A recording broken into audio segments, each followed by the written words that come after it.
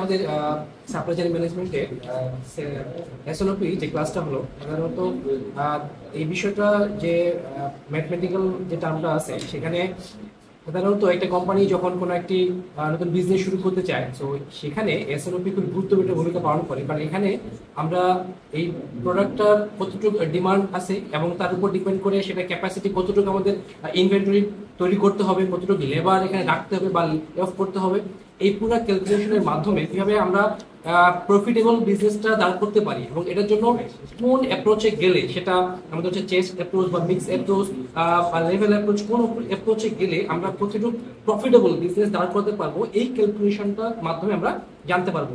So কোনো একটা business profitable কিনা দেখা করার জন্য প্রথমে আমাদের এই এসএনওপি ম্যাথটা অবশ্যই করা প্রয়োজন। তো আজকে আমরা এই ক্লাসের মাধ্যমে এটা ভালোভাবে জানতে পারলাম, তো ভবিষ্যতে এটা আমরা করতে পারবো আমাদের কোম্পানি। এখানে মূলত সেলস এন্ড অপারেশন যে প্ল্যান যে আজকে যে জিনিসটা নিয়ে আমি নিজেও স্যার সেলসে আছি, তো এখানে অনেক জিনিস যেটা ছিল যে এখন হয়তো আমরা প্র্যাকটিক্যালি হয়তো অ্যাপ্লাই করতে পারবো।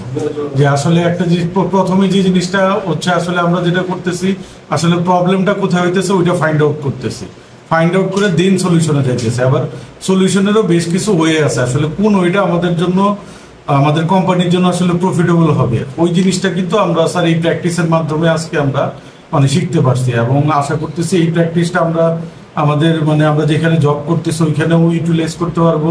ইন দ্য মিন টাইম আমরা নিজেরাও যদি কোনো কোম্পানি করি সেই ক্ষেত্রেও আমরা হয়তো ওইখানে অ্যাপ্লাই করতে পারবো। সো এটা আমাদের জন্য একটা ভেরি গুড লার্নিং। এখন প্র্যাকটিসটা আরো ভালো করলে হয়তো আমরা এটার ইউটিলাইজেশনটা একদম 100% করতে পারবো ইনশাআল্লাহ। Thank you sir. এসএনওপি আমার জন্য নতুন একটা আইডিয়া ছিল, আমার আসলে এটা নিয়ে কোনো মানে এর আগে এইটা কোনো কিছু আমি জানতাম না, আজকে নতুন শিখলাম।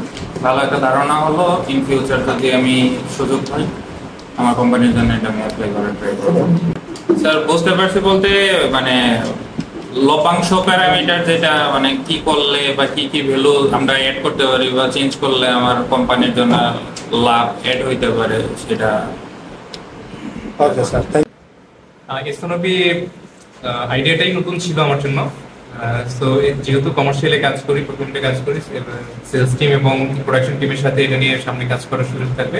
নিসান স্যার খুব ভালোভাবে বুঝেছেন, আশা করি সেলস অ্যান্ড অপারেশন প্ল্যানিং যে আইডিয়াটা ছিল, আইডিয়াটার যে টার্মিনোলজিস গুলো ছিল, কোন স্টেজে গিয়ে কিভাবে আমরা ফোরকাস্টিং করতে পারি বা হচ্ছে অপারেশন প্ল্যানিংটাকে হচ্ছে সাপ্লাই চেইনের সাথে বা সেলসটাকে সাপ্লাই চেইনের সাথে কিভাবে ইন্টিগ্রেট করা যায়, এটা মোটামুটি একটা ভালো আইডিয়া আমরা এই ক্লাস থেকে পেয়েছি, জানতে পেরেছি। তো আশা করি যে ফিউচার আমরা এটাকে আমাদের কাজে প্রতিষ্ঠানে কাজে লাগিয়ে ভালো কিছু করতে পারবো। Thank you. আমাদের বিআইজেরএম ক্লাসে এসএনওপি সম্পর্কে আমাদেরকে ব্রিফ একটা ধারণা দেওয়া হয়েছে। আমাদের লিসান স্যার ছিল, লিসান স্যার আমাদেরকে খুব অল্প সময়ের মধ্যে বুঝিয়ে দিয়েছেন। এটা আসলে অনেক বড় ধরনের একটা ক্লাস ছিল, 72 ঘন্টা বা আরো বেশি লং টার্মে, কিন্তু আমাদেরকে 1-2 ঘন্টার ভিতরে একটা ব্রিফ একটা ধারণা দেওয়া হয়েছে। এসএনওপি সম্পর্কে আসলে মূলত এটা হচ্ছে ডিমান্ড, সেলস আর হচ্ছে সাপ্লাই চেইন, দুইটা ডিপার্টমেন্ট নিয়ে কাজ করে। সেলস এর সাথে সাপ্লাই চেইন দুইটা যদি একসাথে কাজ করে তখন এসএনওপিটা ভালোভাবে কাজ করে। অ্যাকচুয়ালি এখানে হচ্ছে ডিমান্ডের সাথে আমাদের কিছু ক্যালকুলেশন ছিল, এই ক্যালকুলেশনগুলো যদি আমরা সাকসেসফুলি করতে পারি তাহলে আমাদের এখানে প্রত্যেকটা কোম্পানিতে অর্গানাইজেশনে প্রফিটের মাত্রাটা বেড়ে যায়। তো আমরা আশা করি যে আমাদের যদি কোনো প্রতিষ্ঠান ইন ফিউচারে হয় তাহলে আমরা এই অ্যাসাইনমেন্টটা আমাদের ওইখানে প্র্যাকটিস করবো।